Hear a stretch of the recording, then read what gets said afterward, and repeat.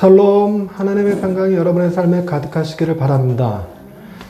이 세상은요, 사람들이 일정한 약속을 기반으로 사회를 형성해서 살아가고 있습니다.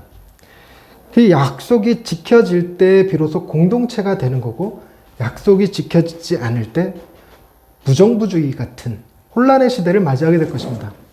그러면 이 시대 사람들을 결속시켜주는 약속의 기반이 되는 것은 무엇일까요? 사람들이 다양하게 생각했는데 그 중에 가장 쉬운 것이 우리 동네라고 하는 개념, 우리 나라라고 하는 개념입니다. 또한 더 크게는 같은 민족이라는 개념이죠. 혹은 다양하게 언어들이 흩어져 있으니까 같은 언어를 쓰는 사람들이라는 것이 동질감을 형성시켜 줄 것입니다. 그러나 같은 언어를 써도 싸울 수 있고 같은 민족이어도 서로 다른 국가를 형성하여 서로 적대적이 될 수 있죠. 그게 현재 우리나라의 상황이고요. 그래서 사람들을 결속시켜주는 다양한 것들 가운데 사회적 약속이 가장 중요한 것으로 대두되었고, 이 약속을 지켜내기 위해서 공권력이라는 것이 필요로 합니다. 경찰도 필요하고 군인도 필요하고 법이나 감옥도 필요할 것입니다. 동양의 위대한 철학가라고 알려지는, 사상가라고 알려지는 공자는 사람들을 어떻게 결속시키며 어떻게 이 사회체제를 유지시켜 줄 수 있을까 생각하다가 만들어낸 게 무엇이었냐면 유교라고 하는 개념입니다. 그 유교는 종교가 아니고 사회 정치 체제입니다. 유교의 근간이 되는 것은 아버지와 아들의 관계였어요. 그러니까 공자가 생각할 때 절대로 깨지지 않는 관계의 시작은 무엇일까를 생각해 봤는데, 부부도 깨지고 이웃도 다 깨집니다. 죽고 못 살 것 같은 어릴 적 소꿉친구들도 깨지기 마련입니다. 그러나 절대로 깨지지 않을 것 같았던 것이 아버지와 아들의 관계였기 때문에 이 아버지와 아들의 관계 속에는 반드시 친밀함이 있어야 된다 해서 거기서부터 출발한 게 유교였어요. 그래서 유교의 가장 밑바닥에는 부자 유친이 존재합니다. 아버지와 아들과의 관계, 그 관계가 믿음이라고 하는 단순한 개념 속에만 존재하는 것이 아니라 그걸 넘어서는 어떤 차원이 있어요. 아들은 아버지에게 효도를 다해야 되고 아버지는 아들에게 생명을 줄 수 있어야 합니다. 그래서 아들이 아버지에게 행하는 효도를 이웃에게 확장시킨 것을 예라고 불렀고, 예라고 불렀고, 그것을 국가에다 확장시킨 것이 충성이라고 표현했습니다. 그래서 효와 예와 충을 기본으로 해서 국가를 형성했고, 그것을 지켜내는 것으로서 사회를 유지시켰던 것이죠. 어찌됐건 이 사회를 유지하는 데 필요한 것은 믿음입니다. 신뢰입니다. 약속이 지켜질 거라는 것이죠. 그러나 이것이 지켜지지 않았을 때 사람들은 분노하고 화를 내게 마련입니다. 그래서 믿음은 어떤 것을 결속시켜주는 힘이 되기도 합니다. 그러나 믿음이라고 하는 것이 모든 관계에서 다 바르게 적용되는 것은 아닙니다. 예를 들자면 회사와 노동자 간의 약속은 단순히 믿음으로 증명되는 게 아니고 뭘 반드시 필요로 해야 되냐면 대가라고 하는 것을 필요로 합니다. 즉 돈이라고 하는 자본이 그들을 직장에서 일하게 만드는 힘이죠. 돈을 줄 수 있을 때, 돈을 주지 못하면 회사를 그만두게 되죠. 사장님과 종업원들 사이에 서로 믿음이 뛰어나다고 해서 회사가 유지될 수 있는 건 아닙니다. 반드시 그 안엔 돈의 약속이 필요로 한 것이죠. 그런데 주인과 종은 어떻을까요? 주인과 종은 단순히 믿음이라고 하는 관계로 형성되거나 돈이라고 하는 관계로 형성되지 않습니다. 주인과 종은 어떤 관계로 형성되냐면 억압과 폭력으로 형성되고 권위로 형성됩니다. 오늘 우리가 읽은 본문에는 이 믿음에 관한 것을 다루고 있는데, 믿음의 관계를 예수님이 사회 형성의 근간이 되는 힘이거나 아니면 이웃 간의 혹은 직장에서의 문제로 보지 아니하시고 이 믿음의 관계를 어디서 조명하고 계시냐면 주인과 종이라고 하는 관계에서 조명해내고 계십니다. 그렇기 때문에 우리가 오늘 본문에서 볼 때 믿음의 개념은 조금 다른 접근이 필요로 한 개념이라는 사실을 인지하고 말씀을 한번 들여다보십시다. 5절 말씀에 사도들이 주께 여짜오되 우리에게 믿음을 더하여 도와소서라고 말합니다. 그러니까 믿음이라는 것이 내가 믿겠다라고 해서 믿는 것이 아니라 믿음은 외부로부터 주어지는 것이라는 것을 사도들이 알고 있었습니다. 그런데 한국 사람들은 유난히요, 믿음을 내가 길러야 되는 어떤 내 안의 소양이나 성품 정도로 이해하는 사람들이 많아요. 그 믿음이 좋은 사람, 믿음이 안 좋은 사람 이렇게 표현하면서 믿음이 좋은 사람은 그동안 많은 훈련을 한 사람이고 경건의 덕이 많이 쌓인 사람이라고 생각하기가 쉽습니다. 그러나 믿음은 철저하게 외부로부터 주어지는 것이라는 사실이 중요해요. 믿음은 내 안에서 자라나는 게 아니라 반드시 외부로부터 주어집니다. 여러분, 우리나라가 전쟁이 나도 안전할 거라는 믿음이 있으십니까? 믿음이 있으십니까? 그 믿음이 만약에 있다면 그 믿음은 무엇으로부터 기인된 겁니까? 그것은 우리나라의 국방력의 힘, 그리고 주한미군의 협조적인 태도, 이런 것 정도가 될 것입니다. 그리고 전쟁이 나면 우방 국가들이 다 우리나라를 도울 것이다, 6.25 전쟁 때처럼 유엔군이 우리를 지원해 줄 것이다 하는 믿음들이 없으면 불안하죠. 북한에서 핵실험을 했다 그러면 마음이 불안해질 것입니다. 즉 우리나라 안보에 관한 문제도 우리 안에서 내가 우리나라는 어차피 우리나라는 깡의 민족 아니냐, 우리나라는 어차피 한민족으로 이렇게 끝내 해내고야만은 종특이 있지 않느냐, 그러니 우리나라는 굳건할 것이다, 이렇게 갖고 믿어지는 게 아닙니다.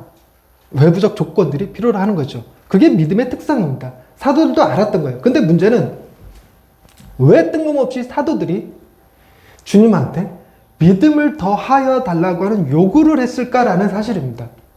그 이유를 알기 위해서는 우리가 맥락을 좀 필요로 하는 것이죠.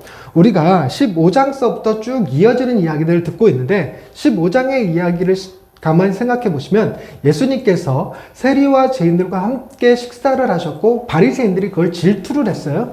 그에 따라 예수님이 그 바리새인들에게 지혜를 주기 위해서 세 가지 예화를 드셨는데, 하나가 잃은 양의 비유, 또 하나가 잃은 드라크마의 비유, 그 다음에 잃은 탕자의 비유를 말씀하신 게 15장입니다.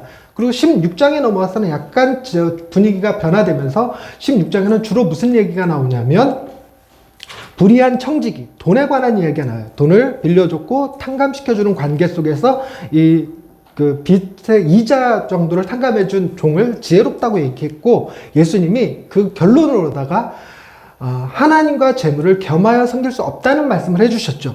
그때 바리새인들의 태도가 비웃었어요. 왜 비웃었냐면 그들이 돈을 좋아하기 때문에 비웃었죠.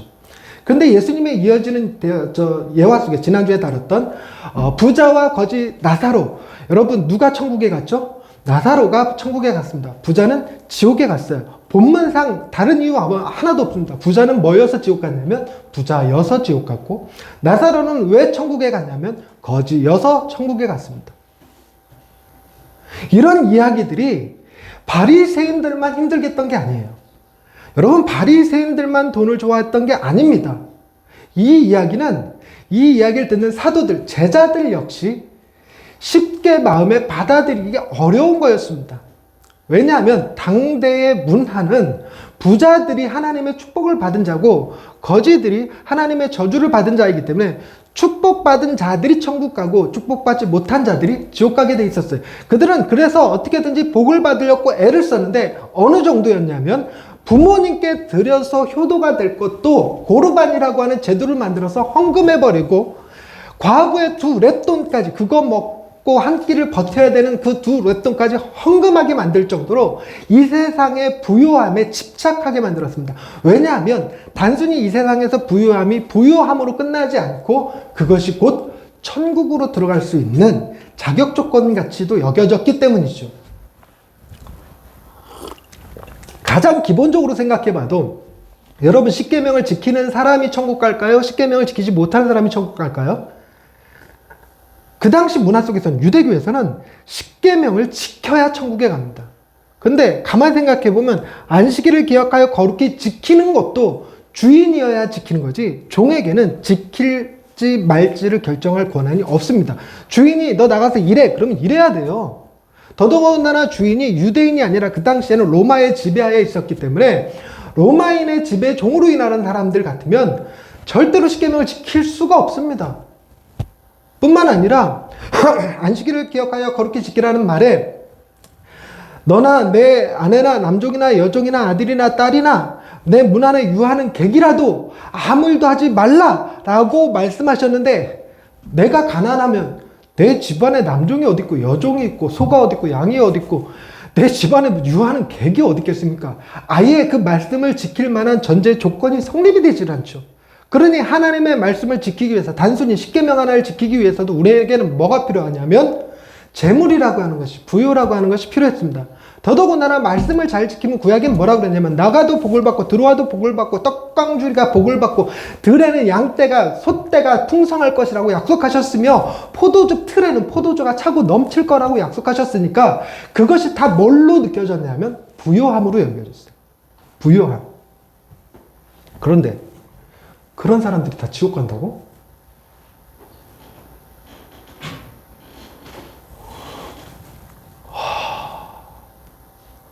그러니 이게 납득이 안 되니까 이 사도들이 애둘러 표현한 말이 뭐였냐면, 더 자세히 설명해 주세요. 이해 못하겠습니다. 이게 뭔 말이에요? 이렇게 묻는 것보다 우리에게 믿음을 조금 더 해주십시오. 가난해도 천국 갈 수 있다는 사실, 부자여도 지옥 갈 수 있다는 사실에 대해서 정말 뭔가 좀 우리도 믿음이 필요합니다 라는 얘기를 한 거예요. 그랬는데 이 믿음에 관한 예수님의 관점이 아주 독특합니다. 보십시다. 6절 말씀. 주께서 이르시되 너희에게 겨자씨 하나만한 믿음이 있었더라면, 겨자씨의 크기를 얘기할 때 보통 쌀알 한 톨의 4분의 1 크기라고 얘기합니다. 쌀알 한 톨의 4분의 1 크기, 굉장히 작죠. 여러분들 중에 노안이 있으신 분들은 겨자씨가 바닥에 있어도 못 찾으실 겁니다. 안 보입니다. 여러분 텐트 안에 겨자씨 하나 딱 넣어놓고 그 겨자씨를 찾으라 그러면 못 찾으실 겁니다.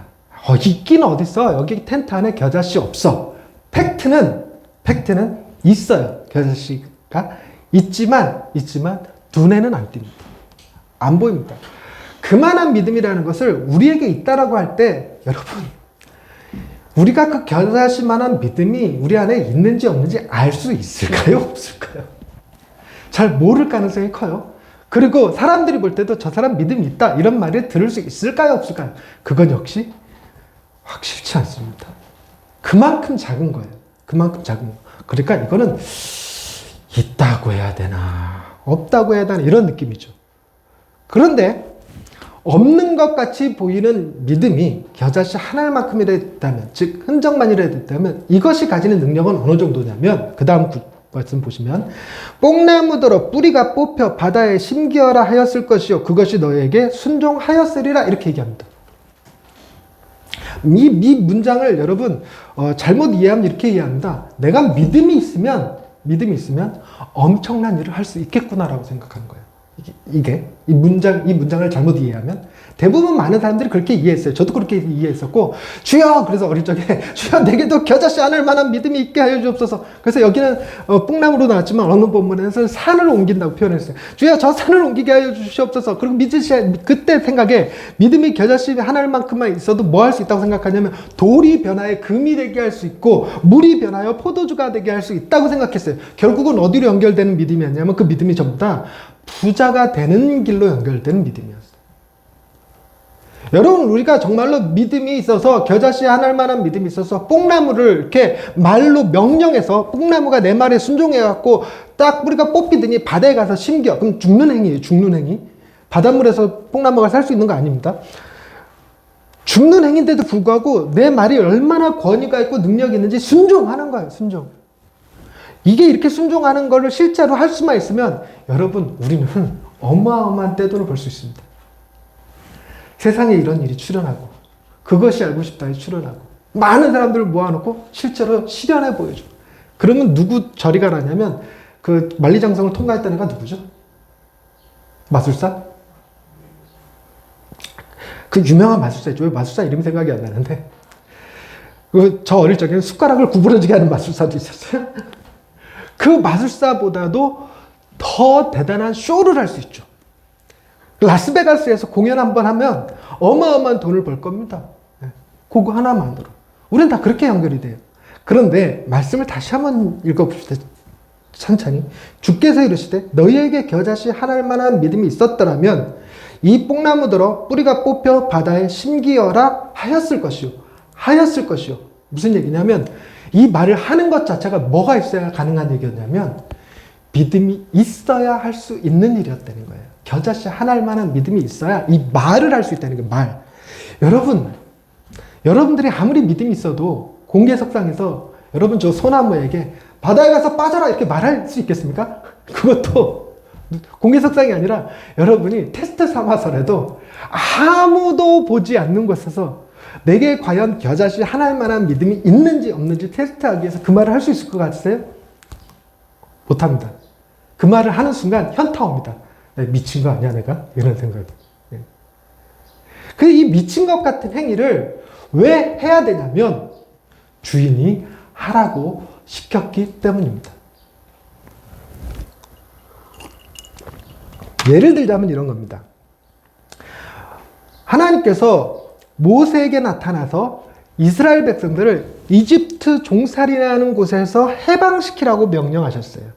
그래서 그 명령을 받은 모세가 이집트에 가서 바로 왕을 만납니다. 바로 왕에게 해방을 얘기해봤자 바로 왕이 받아들이겠습니까? 뭘 말 같지도 않은 소리냐. 모르겠죠. 그러니까 바로 왕에게는 뭐가 필요했냐면 하나님이 보낸 사람이라고 하는 특별한 기적 같은 게 필요했어요. 그래서 모세가 했던 게 뭐냐면 지팡이 던지는 거였습니다. 지팡이를 딱 던졌더니 지팡이가 뱀으로 변했어요. 샤. 그래서 꼬리를 딱 잡으니 다시 지팡이가 됐습니다. 여러분 이건 여담. 내 꼬리를 잡는다는 건 굉장히 위험한 겁니다. 여러분 성경 좀 읽었다는 사람들이 산에 가서 뱀을 잡을 때 꼬리 잡으면 바로 물립니다. 뱀 대가리 휙 돌아가고 확 물어요. 그러니까 뱀을 잡을 때는 어딜 잡아라? 웬만하면 잡지 말고 도망가세요. 웬만하면 잡지 말고 도망가세요.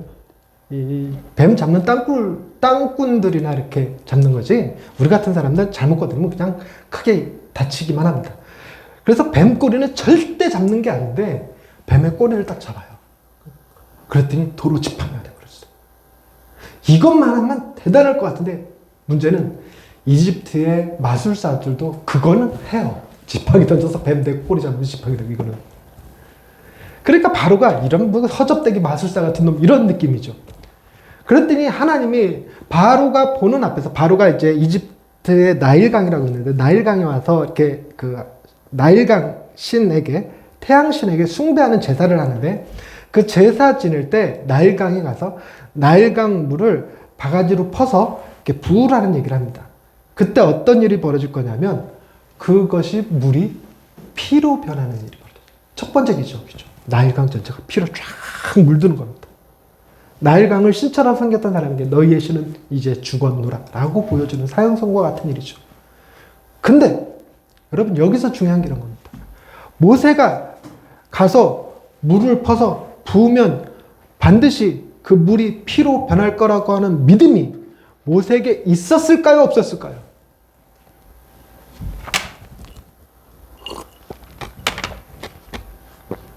있었을 거라고 생각하는 여러분들은 믿음이 좋은 거고 없었다고 생각한다면 여러분 믿음이 없는 겁니다. 근데 이런 거예요. 모세가 만약에 믿지 못하고 그냥 하나님이 시키니까 어쩔 수 없이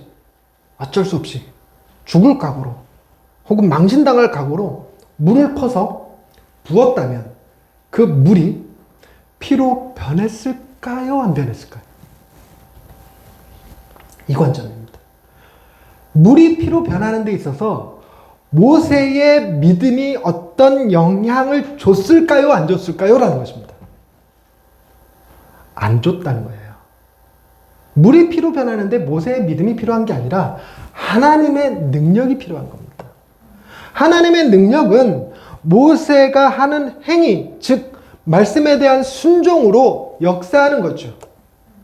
역사하는 겁니다. 그래서 우리가 믿음을 필요로 해서 그 믿음에 있어서 어떤 결과를 보는 게 아니라 우리에게 명하신 대로 순종하였더니 그 다음 일들은 우리가 생각지도 못하게 놀랍게 하나님이 계획하신 대로 이루어내실 거라는 사실이었습니다. 그래서 더 나아가서는 뭐도 필요하냐면 모세가 하나님이 명령해서 바가지에 물을 퍼서 이렇게 부어라 라고 명령했는데 모세가 차마 그 짓은 못하겠는 거예요.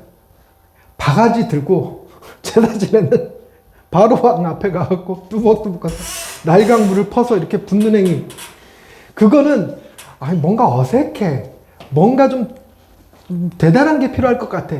그래서 뭘 하냐면 바가지를 쓴 게 아니라 가지고 있던 지팡이, 그 지팡이로 날강물을 내려치는 거예요. 좀 더 멋있잖아요. 물 퍼갖고 이렇게 붓는 것보다 행위 자체가 뭔가 드라마틱하고 뭔가 좀 다이내믹하고 이런 개념이 느껴지잖아요.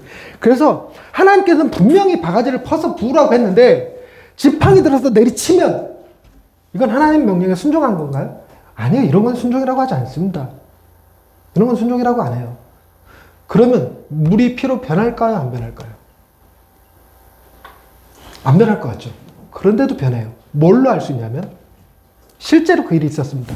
하나님이 모세에게 물이 없어서 힘들어하는 이스라엘 백성들에게 물을 먹이시기 위해서 바위를 명하여 물을 내라 라는 말을 하라고 시켰어요. 바위를 명하여 물을 내라. 마치 뽕나무에게 명령하여 물이가 빠져서 바다에 빠져라, 바다에 옮겨서 신겨져라, 이 말을 하는 거죠. 말. 모세에게 그 말을 시켰어요. 바위에게 명하여 물을 내라고 명령해라 그랬는데 이게 되게 이상한 거거든. 그래서 어떻게 되냐면 지팡이로 내리쳤어요. 한 번 쳤는데 안 터지니까 한 번 더 내리쳤습니다. 그러자 물이 솟구쳤어요. 대신에 모세는 그 일로 인해서 가나안 땅에 들어가지 못하고 광야에서 죽어야 했습니다. 어쨌든 하나님의 능력은 모세가 행하는 순종에서 나온 것도 아니고 모세의 믿음에서 나오는 것도 아니고 오로지 하나님 주권의 행위에서만 나옵니다. 그래서 믿음이라고 하는 것이 주인과 종 사이에는 어떤 결과를 만들어내는 행위로서 쓰이지 않습니다. 그럼에도 불구하고 사도들이 믿음을 더하여 달라고 하거나 우리가 믿음을 더하여 달라고 말할 때는 그게 너무나도 쉽게 돈으로 연결되고 우리의 부유와 연결되고 우리의 성공으로 연결될 때가 너무 많아요. 믿음이 있으면 성공할 것 같고 믿음이 있으면 대학에 들어갈 것 같고 믿음이 있으면 로또로 대박 터질 것 같은 느낌에 사로잡히는 거죠. 만약 그게 잘 안 되면 설마 기도한다고 금식 기도한다고 40일 작정 기도한다고 해서 내가 로또로 대박 터지겠어? 복권이 정답이 되겠어? 애들이 대학에 가겠어? 이 생각이 들 때 내 믿음을 더하여 주옵소서 이런 식으로 기도한다는 거예요.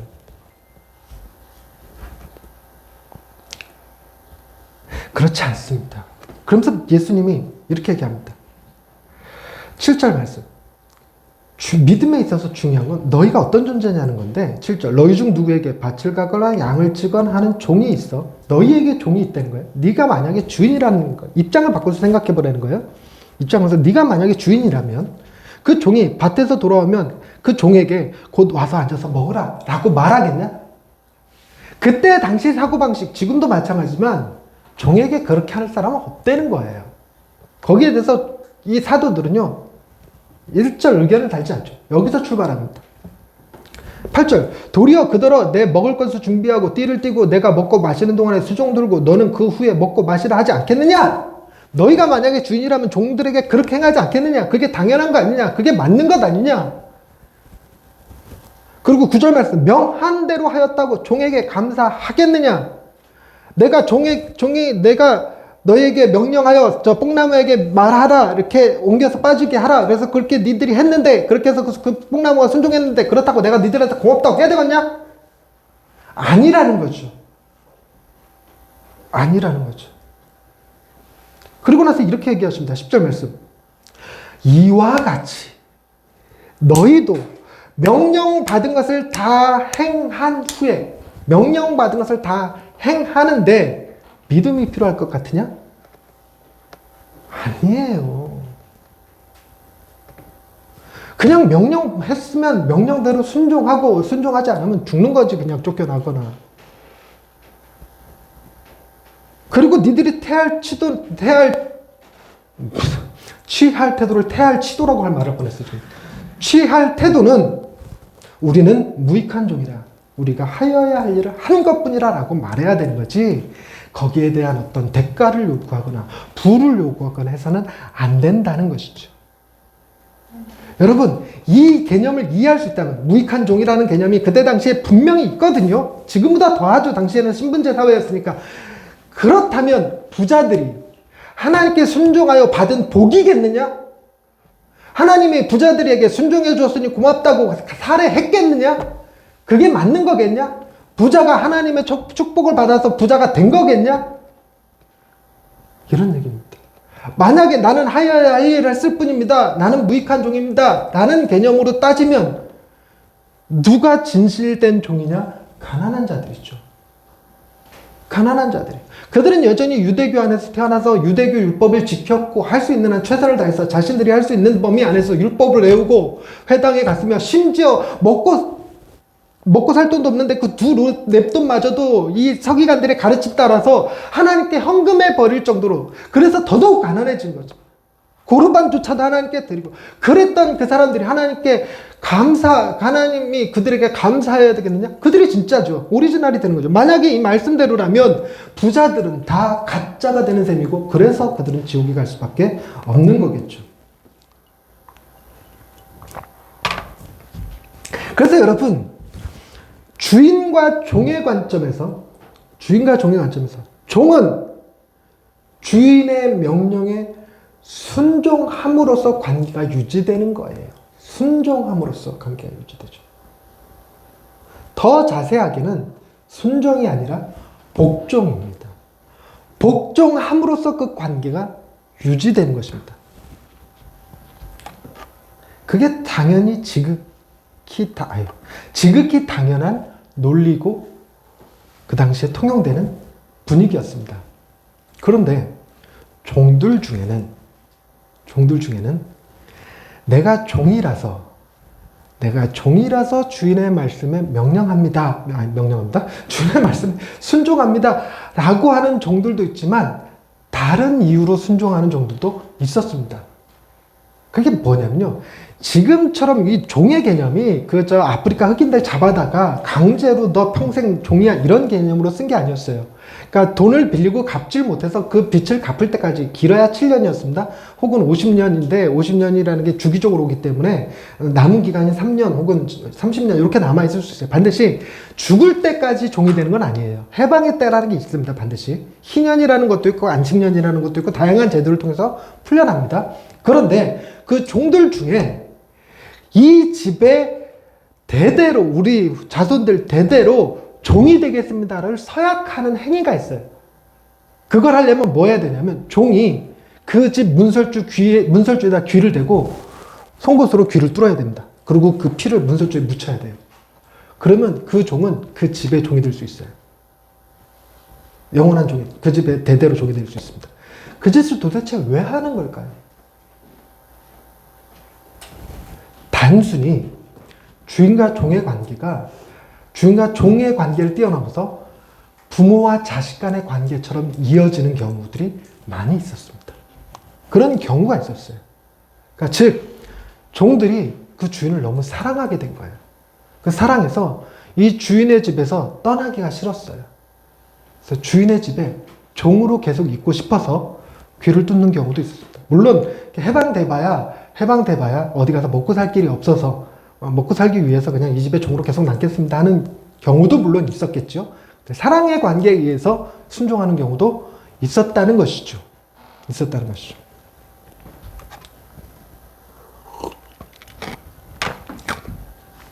우리와 하나님과의 관계는 어떨까요? 우리와 하나님의 관계.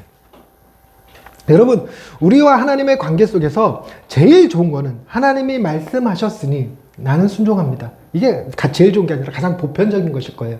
하나님이 말씀하셨으니 나는 순종합니다 했죠. 그런데 이것이 보편적인데, 이거보다 못한 약간 타락한 개념이 뭐냐면, 내가 순종하면 복 주시겠지? 라는 개념을 갖는 겁니다. 내가 순종하면 하나님께서 은혜를 더하여 주시겠지? 내가 순종하면 하나님이 하늘의 상급을 많이 마련해 주시겠지? 라고 생각하는 거예요. 그거는 주인을 사랑하는 마음이 아니고 주인의 명령이기 때문에 따르는 것이 아니고 그 명령에 따른 대가가 좋아서 하는 거예요. 대가가 좋아서. 반대로 대가가 좋아서 하는 사람이 있고 반대로 명령을 따르지 않으면 하나님이 때리실 것 같은 기분이 드는 사람들. 즉 지옥에 보내시면 어쩌지? 내 아이들이 잘못되면 어쩌지? 이런 개념이죠. 가장 흔한 말로 시쳇말로 이런 말을 합니다. 하나님을 경험하셨습니까, 원사님? 그럼요. 저 하나님 크게 경험했습니다. 어떻게 경험하셨습니까? 11조 때 먹고 다리 부러졌잖아요.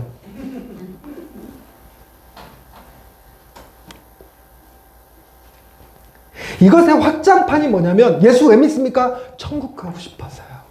이거는 자기 욕심이에요. 하나님을 사랑하는 게 아닙니다. 천국이라고 하는 달콤한 유혹에 빠진 거죠. 예수 안 믿으면 지옥 갈까 봐서요. 자기 연민입니다. 자기가 괜히 불쌍한 거죠. 하나님과 아무 관계 없어요. 자기를 위한 일이에요. 예수를 믿는 것이 예수를 위한 일이 아니라 나 자신을 위한 일. 그것은 자기가 종이 아닙니다. 그건 자기가 주인인 거죠.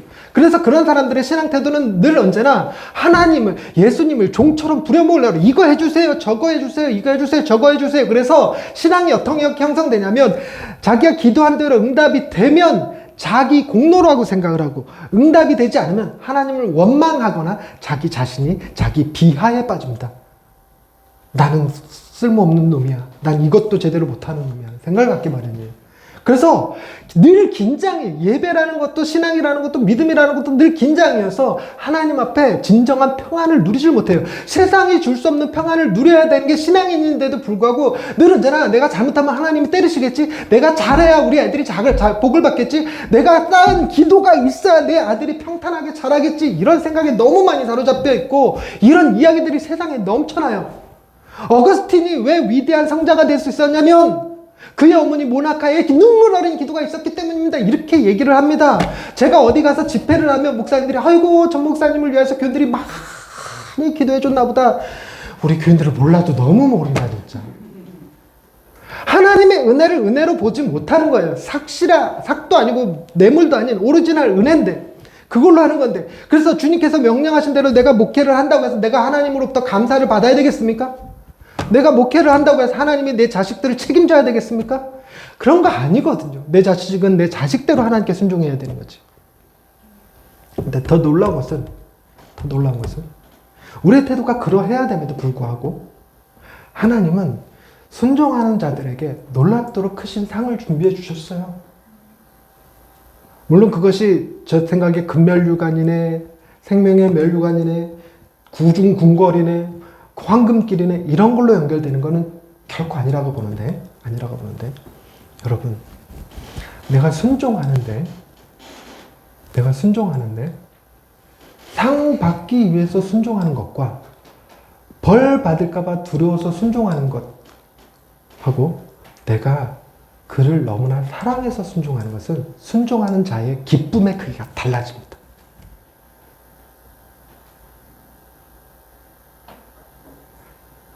사랑해서 하는 것은 그것 자체로 큰 기쁨을 가져와요.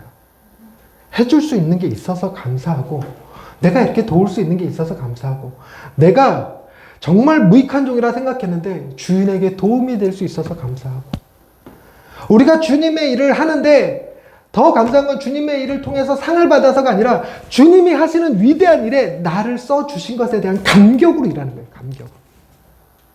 우리에게는 이 사도들이 생각하는 믿음 이상의 어떤 것이 존재하는 거죠.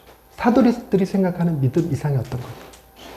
하나님의 명령에 순종하기 위해서 필요한 믿음 그 이상의 어떤 것을 필요로 하는데 그게 바로 뭐였냐면 생명까지 내어주시는 사랑을 경험한 거예요.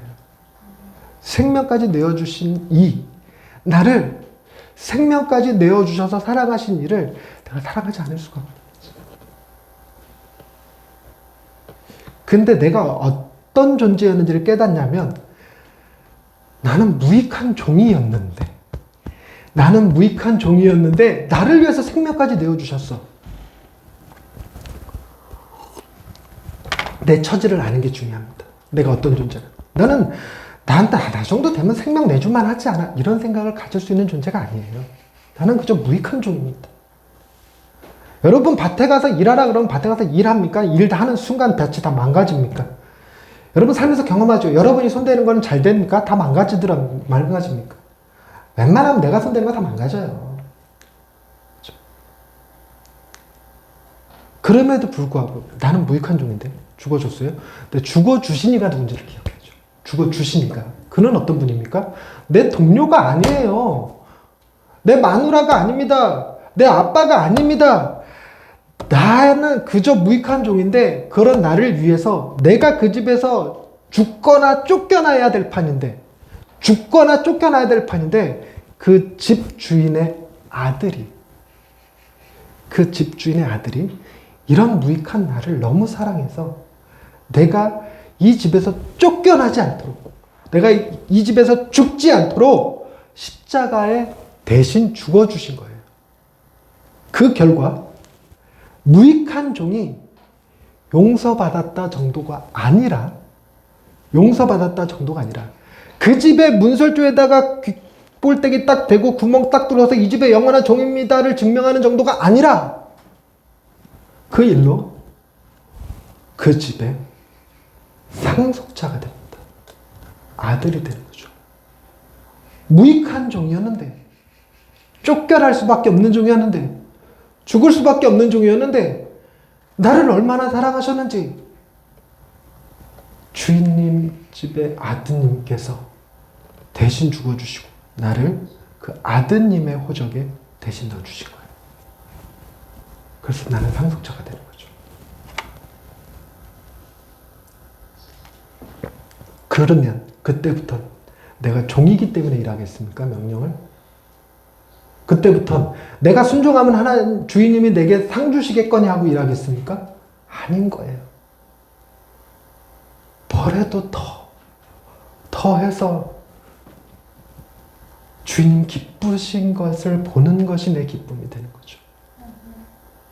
그것 자체로 즐거운 거죠. 그것 자체로 신나는 겁니다. 그런 관계지. 그래서 사도들에게 필요했던 건 믿음이 아니라 하나님의 사랑을 맛보아 아는 것이었습니다. 아직 예수님이 십자가 달려 죽기 이전이었기 때문에 이들은 정확한 이해가 없었어요. 여전히 부식하는 소리를 계속해야 됩니다.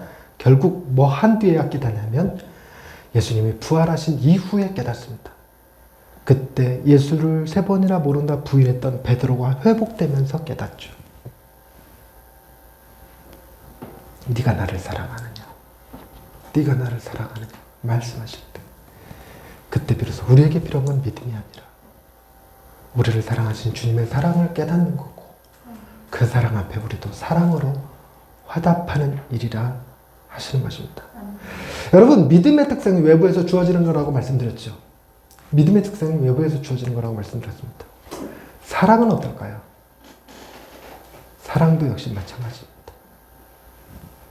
나를 사랑해주는 사람에게 사랑에 빠지는 것이고 내 눈에 매력적이고 아름다운 분에게 내가 사랑에 폭 빠지죠. 콩깍지 씌워서 폭 빠집니다. 아무거나 보고 내가 쟤 사랑해야지라고 맘먹어서 사랑할 수 있는 게 아닌 겁니다. 아닌 겁니다. 매력적인 측면에서 주님이 가장 위대하신 분이에요. 아름다움에 있어서 주님이 가장 위대하신 분이에요. 내게 대한 사랑에 대해서 주님이 가장 위대하신 분입니다. 그 사랑을 여러분이 깨달으면, 그 사랑을 누리면 자연스레 우리의 사랑도 깊어지고 커지고 더 순종도 기쁨으로 감당할 수 있게 될 줄로 믿습니다. 하나님은 여러분을 지극히, 아주 지극히 사랑하십니다. 기도하십시다. 하나님, 우리가 때론 믿음이 없어서 이 모양 이 꼬라지고 살고 있는 것 아닌가 하는 생각이 들 때 있습니다. 그래서 내 믿음 없음을 자책할 때도 있습니다. 내가 믿음이 없어서 내 자녀가 낫지 않는 것 같고, 내가 믿음이 없어서 이렇게 가난하게 사는 것 같고, 내가 믿음이 없어서 다른 사람들처럼 부자 됐다고 간증도 못하고 살아가는 것 같을 때가 많습니다. 그러나 결코 부요함이 우리의 믿음을 증명하는 수단이 아님을 말씀을 통해 깨닫습니다. 또한 우리가 하나님 앞에 사랑받을 땐 믿음이 필요한 것도 아니라는 것도 깨닫습니다. 우리에게 필요한 것은 우리를 향한 주님의 사랑을 바르게 알고 그 사랑을 깨닫고 그 사랑에 감격하는 일이 되는 것임을 고백합니다. 우리를 위하여 십자가에 생명까지 내어주신 그 주님을 바라보며 그 사랑을 마음속 깊이 누리며 그 사랑에 감격하는 한 주가 되게 하여 주옵소서. 예수님의 이름으로 기도드립니다. 아멘.